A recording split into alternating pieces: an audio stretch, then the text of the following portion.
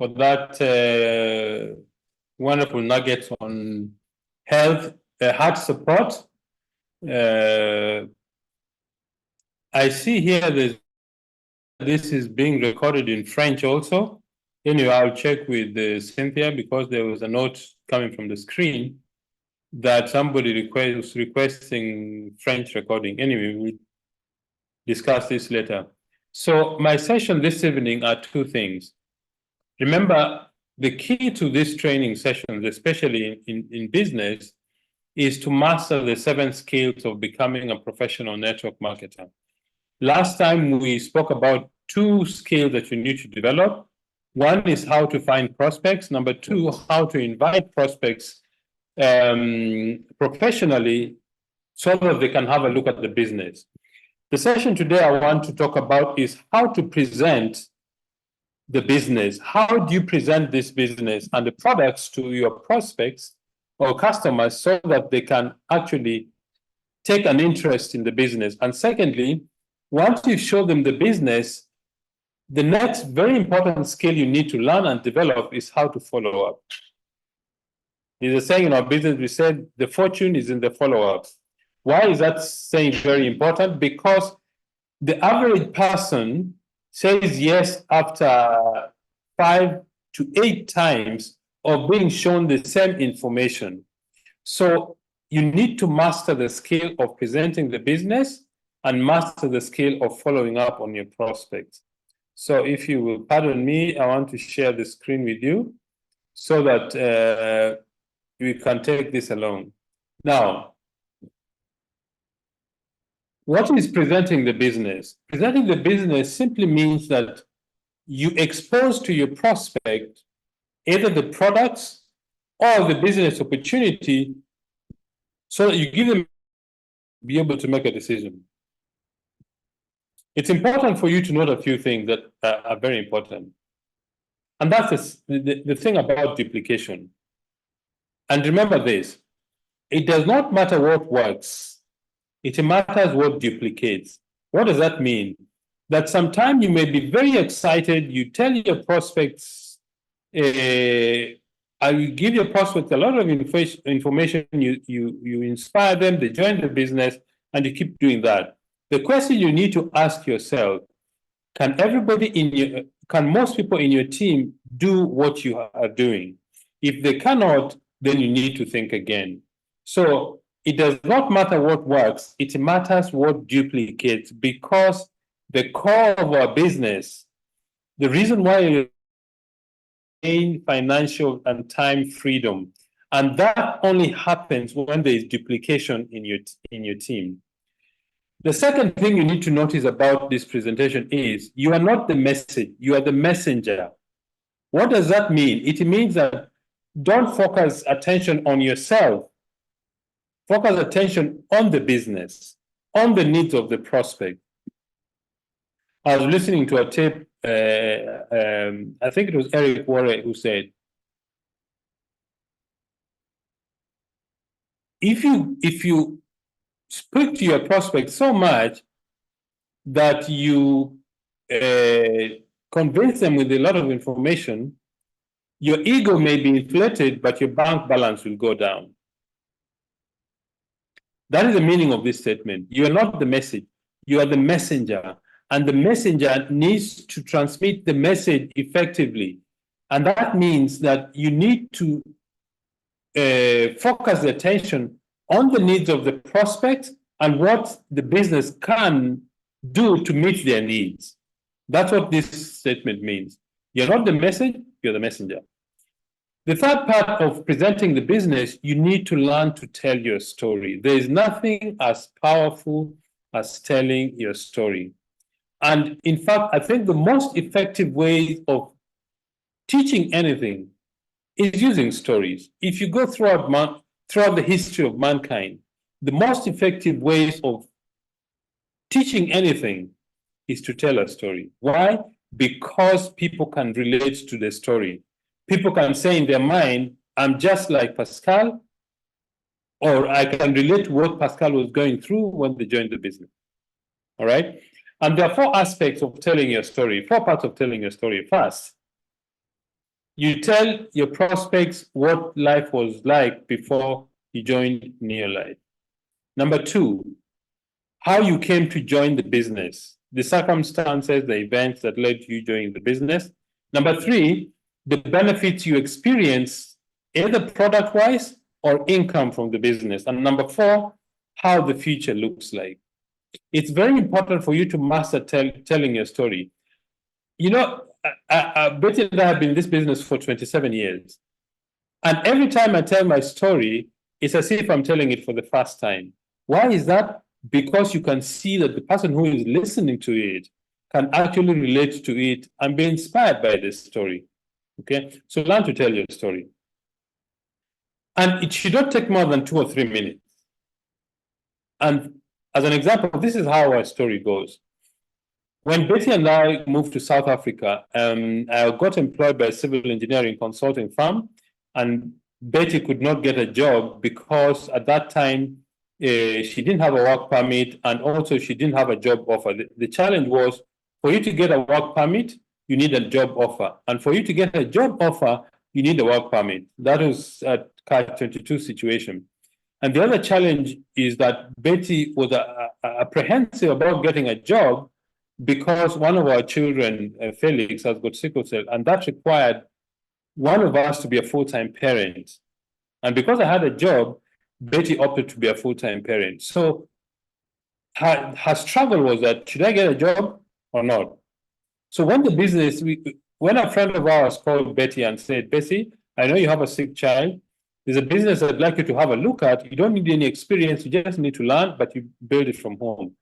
Betty went for a presentation, and the person who presented the business that evening was Mr. Hans Kronia.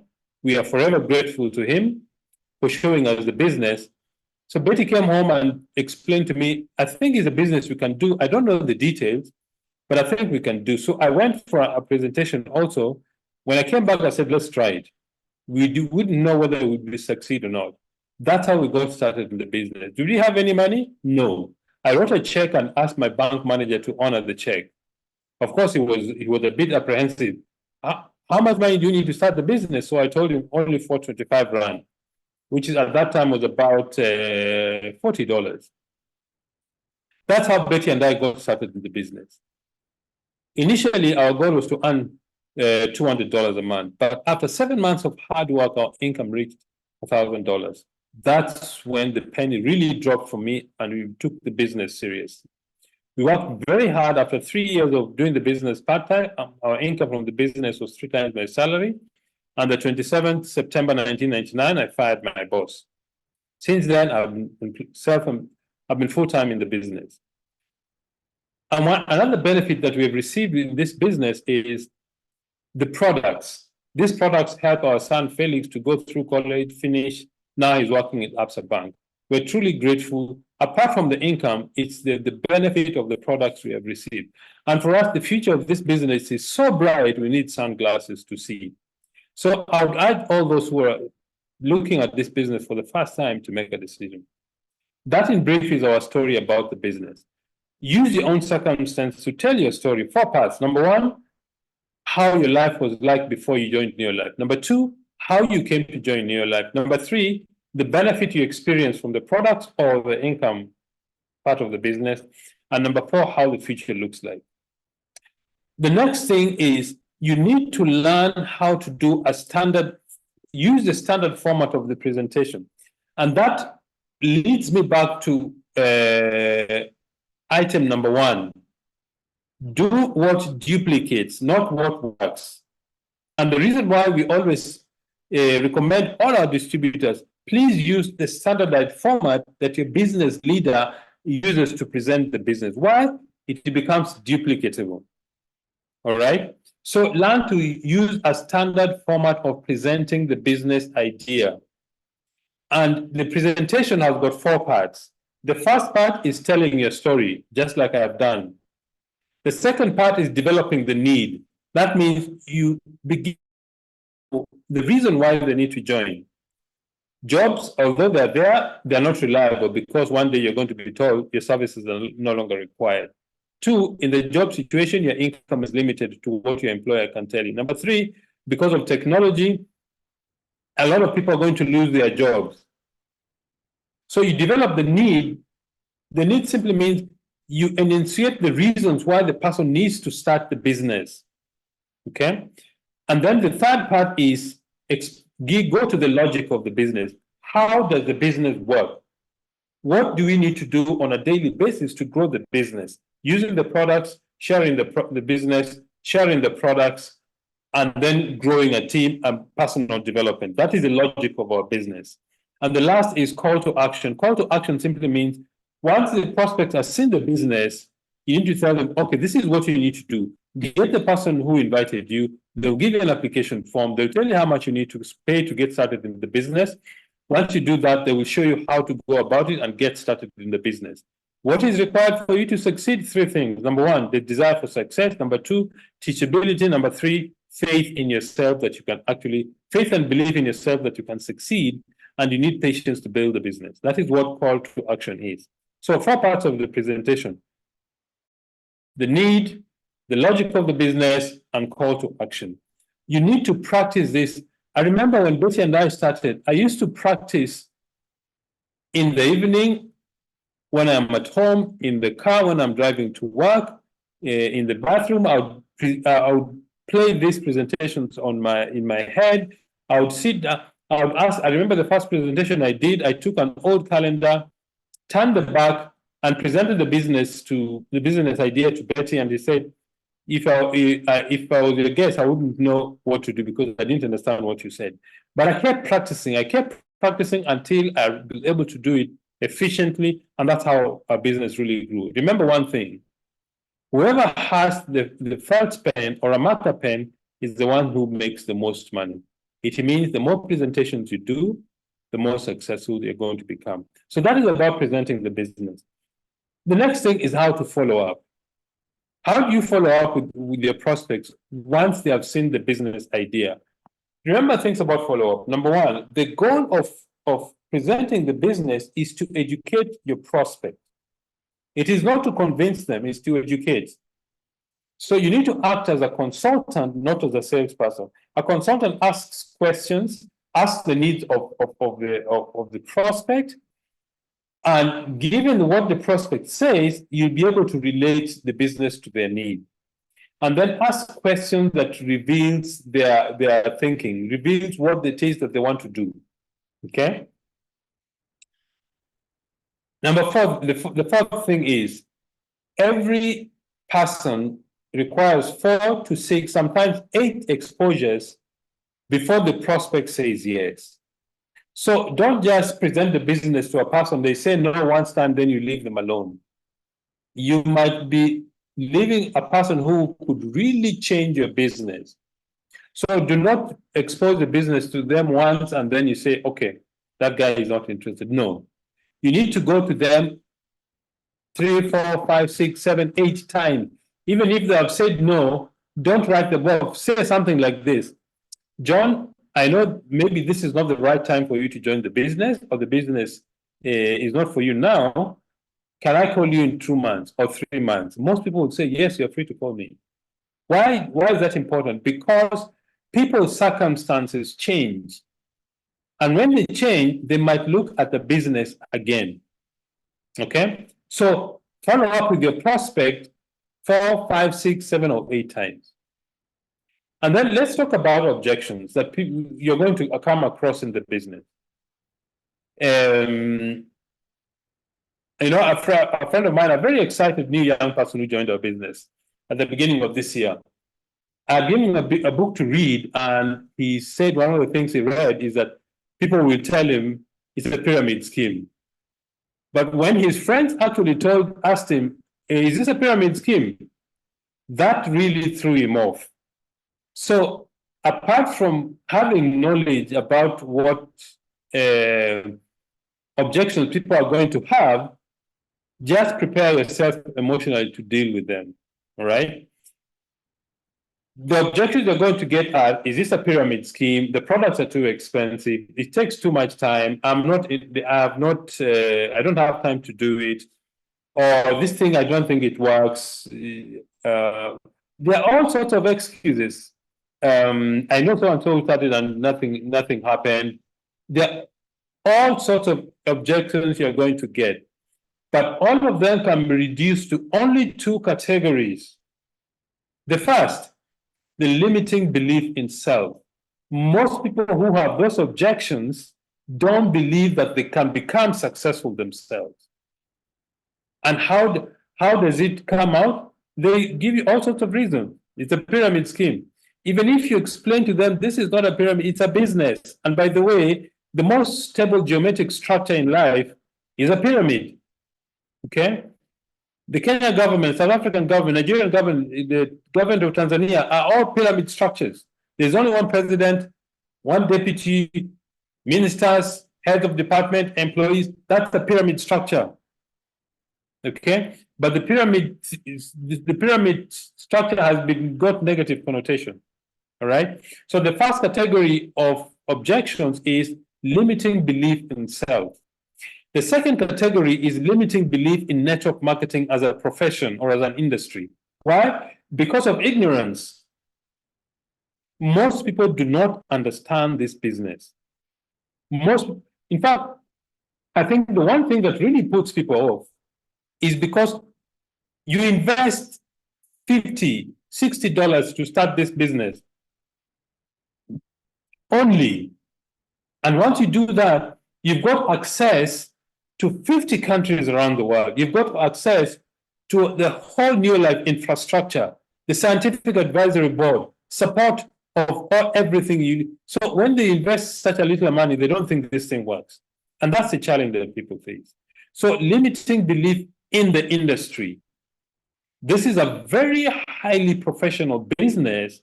And if you master those 7 skills in network marketing, it is the highest paying profession in the world. Okay? So two main categories of objection: limiting belief in self and limiting belief in network marketing as an industry. I would suggest to you to read about our industry, read about how to handle objections. When you're handling objections, don't argue with people. You know your story. You know this business works. So when somebody tells me this is a pyramid scheme, I would say, well, maybe you're right, but I don't think it's a pyramid scheme. And I'll explain to you the difference. In fact, the counterbalance to that thing is ask, you say it's a pyramid scheme, explain to me what you mean by a pyramid scheme. Then most people, you'll find that they're tongue-tied. They won't really explain to you what a pyramid scheme is. Because they know if they do explain what a scheme is, you will tell them that's not what we do. Okay? So that's how to handle objections. Another very important aspect about follow-up: do not argue with your prospects. Just address their concerns by saying something like the following. Peter or John, whatever your name is, I know I accept your concerns about what the business is, and I would like to address all of them. But the information I've given you is enough for you to make a decision and get started. Most of the things that you're asking are going to be addressed during the training process.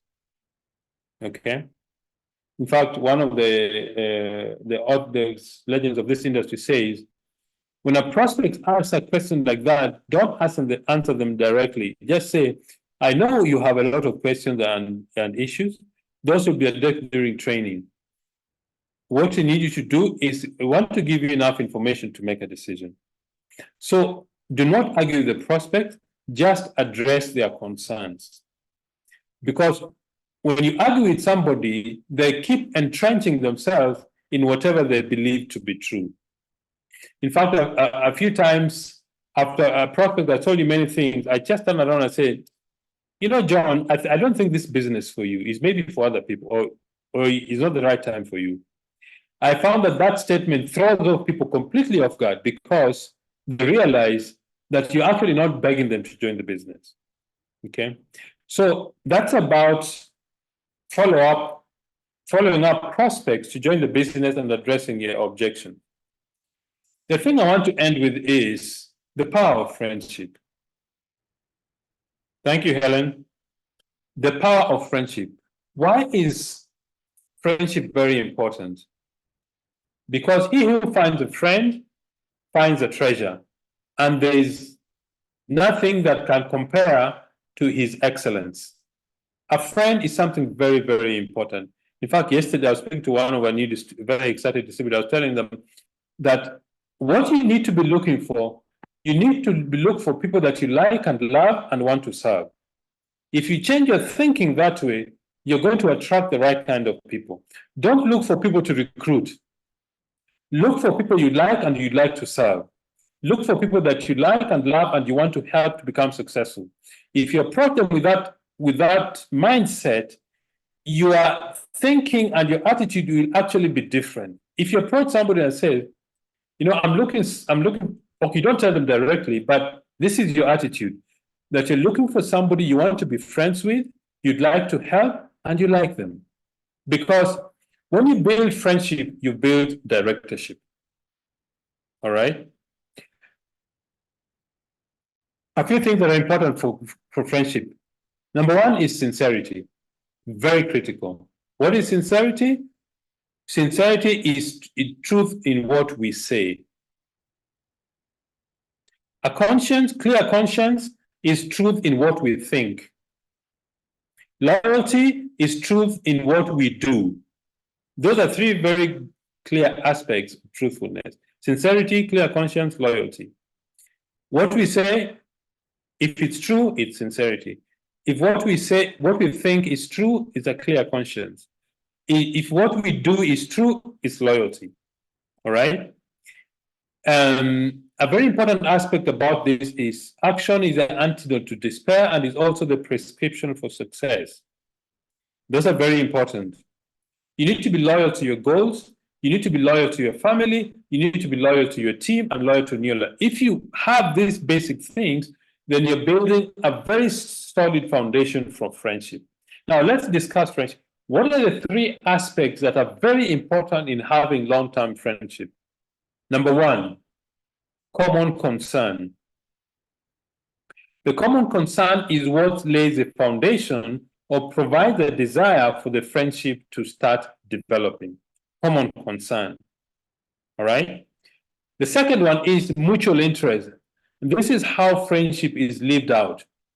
Because people who have mutual interest, they tend to share things and life and thoughts. Mutual interest. And the third aspect of friendship is virtue. That is integrity of soul. This gives us the capacity to start and maintain friendship. This is an inner goodness that appeals to people. You see, when people sense the goodness in your soul, they're attracted to you. They find themselves attracted to you because you meet a very deep need for people to trust you.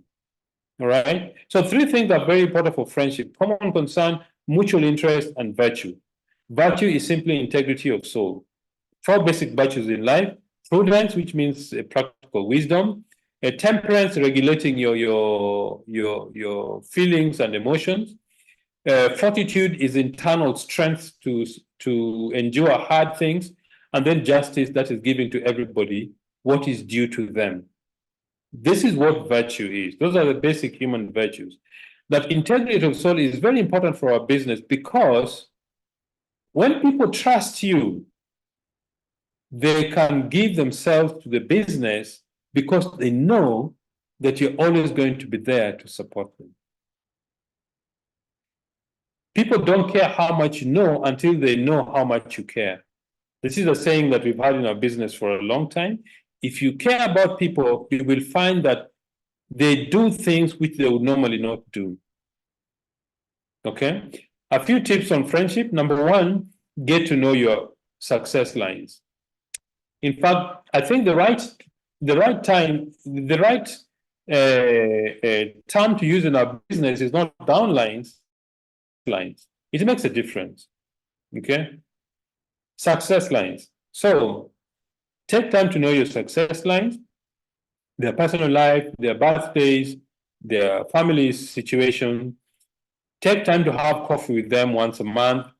Sometimes if you don't talk about the business, talk about other things so that you get to know your team members, you get to know your success lines. If you do that, if people know that you actually care about them, not the PV they do, you will find that you're inspiring people to work harder and become successful in the business. All right? So when people sense that you love them, when people sense that you actually care about who they are and what they think and what they are going through, you're going to develop loyalty in your team. And when you have loyalty, your business grows without any borders. So, ladies and gentlemen, I want to thank all of you very much for spending this evening with Betty and myself. And we hope that the next 2 weeks are going to be a fantastic February, because this year's February is a leap year. It means something has to change, something different has to occur. All right. So take time. Some of the things we have shared with you, put them into practice, and see how your business is transformed. Cynthia, I want to thank you very much for hosting our meeting today, and as you've been hosting during this month of February, we really appreciate. And all those distributors who put aside their time to share this evening with us. Thank you. Good night and God bless.